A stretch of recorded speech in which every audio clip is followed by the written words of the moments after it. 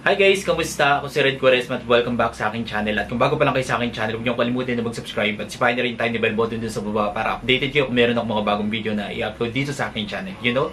At para sa video ito, another reaction video na naman ang gagawin ko. So magre-react ako guys dito kay Maria Atisa Manalo introduction video, Miss Cosmo Philippines 2024. And sobrang excited na ako guys na mapanood to. Alam niyo naman ako guys na sobrang I'm a huge fan of pageant. Kaya, tara, samahan niyo ako guys mag-react dito at mag-umpisa tayo without further ado. Let's begin in 1, 2, 3, go. Alright!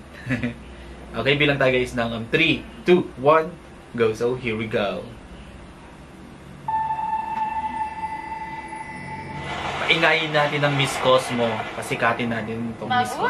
I'm very excited to be back once again in Vietnam for the Miss Cosmo competition. At the Miss Cosmo 2024 is the fact that I chose to be here. Yes. Not a lot of people know, but I had the opportunity to represent the Philippines in another pageant because I want to be a trailblazer.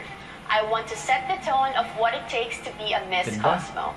And I want to be an integral part of a pioneering organization that will change the history of pageantry forever. My favorite inspirational quote is, "You are the architect of your own destiny, you are the master of your own fate, and you are behind the steering wheel of your own life." This quote resonates with me because from a very young age, I took control of what little I had and maximized it. My life choices were incredibly limited. My access to good schools and access to opportunities. But despite those limitations, I took control of my own life. I joined my first pageant at 10 years old and joined 14 more after that.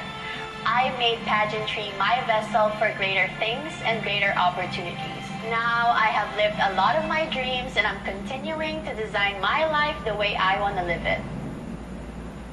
Ganda. Grabe no, ang ganda ni Miss Philippines no. Sobrang ganda ng introduction niya. Grabe, talagang pag nakita mo yung thumbnail pa lang ng introduction ni Miss Atisa Manalo, no? Mapapaklik ka talaga eh. Clickbaiter eh.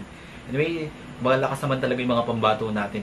Saka mga high caliber naman talaga yung pinapadala natin mga pambato sa ibang bansa. And malakas ang kutob ko guys na makukuha natin ang first ever crown ng Miss Cosmo. Yeah!